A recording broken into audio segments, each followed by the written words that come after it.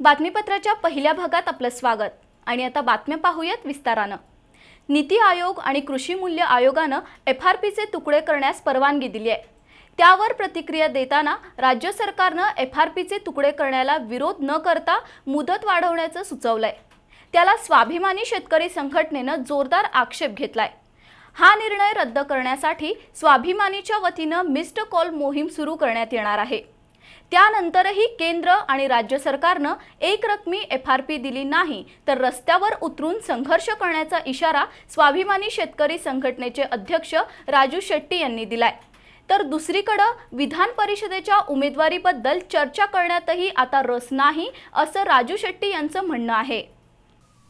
स्वाभिमानी शेतकरी संघटनेचे अध्यक्ष आणि माजी खासदार राजू शेट्टी यांनी आज पत्रकार परिषदेचं आयोजन केलं होतं। यावेळी बोलताना शेट्टी यांनी एफआरपीच्या मुद्द्यावरून केंद्र आणि राज्य सरकारवर टीका केली। नीती मूल्य आयोग आणि कृषी मूल्य आयोगानं एफआरपीची 60% रक्कम ऊस तोडणीनंतर पहिल्या 14 दिवसात द्यावी असं सुचवलंय। उर्वरित 20% रक्कम 2 आठवड्यात द्यावी तर पुढील 20% रकमेसाठी 1 महिन्याची मुदत सुचवली आहे। केंद्र सरकारनं नियुक्त केलेल्या टास्क फोर्सनं या फॉर्म्युल्यावर राज्य सरकारचं मत मागवलं होतं।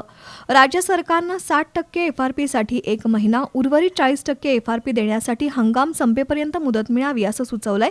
या धोरणाला शेट्टी यांनी कडाडून विरोध दर्शवलाय।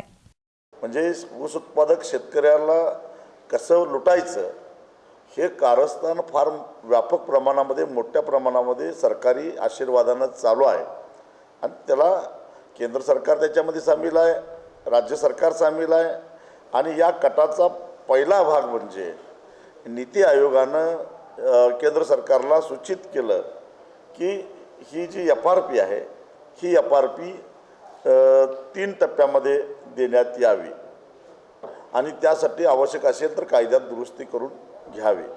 एफआरपीचे तुकडे करणाऱ्या सरकार विरोधात स्वाभिमानी शेतकरी संघटनेकडून मिस्ड कॉल मोहीम राबवली जाणार आहे। 12 ते 30 सप्टेंबरपर्यंत संघटनेकडे मिस्ड कॉल करणाऱ्या शेतकऱ्यांचा एफआरपीचे तुकडे पाडण्याला विरोध आहे असं स्पष्ट होईल। शेतकऱ्यांच्या या भावना केंद्र सरकारपर्यंत पोहोचवल्या जाणार आहेत। वेळ पडल्यास सर्वोच्च न्यायालयातही दाद मागू असं शेट्टी यांनी सांगितलं।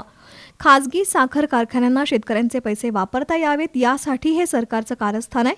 उत्पादन खर्चाच्या 87% एफआरपी दिल्याचा सरकारचा दावा खोटा असल्याचं शेट्टी म्हणाले। राज्यातील प्रमुख 4ही पक्ष या कारस्थानात सहभागी आहेत। एकरकमी एफआरपी मिळावी यासाठीच महाविकास आघाडीला पाठिंबा दिला होता, पण राज्य सरकार केंद्र सरकारच्याही पुढे गेलंय। कोणत्याही परिस्थितीत एफआरपीचे तुकडे पाडू देणार नाही, सरकारच्या नाकात दम आणू असा इशारा शेट्टी यांनी दिलाय। राज्य सरकारचं हे म्हणणं महाराष्ट्रातल्या ऊस उत्पादक शेतकऱ्याला मान्य नाही।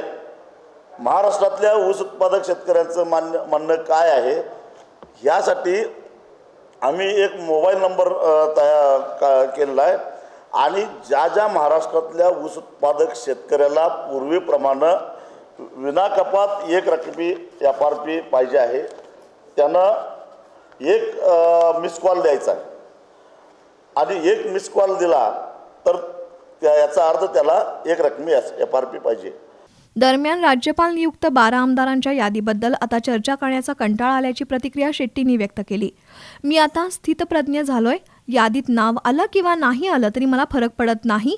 माझ्यासाठी सध्या एफआरपीचा मुद्दा महत्त्वाचा असल्याचं त्यांनी सांगितलं। आता मला वाटतं पहिल्यांदा ही रिकव्हरीचं बघावं आधी, ते पहिल्यांदा ऊसाचं बघावं, कारण ह्याच्यामुळे मी मोठा झालोय।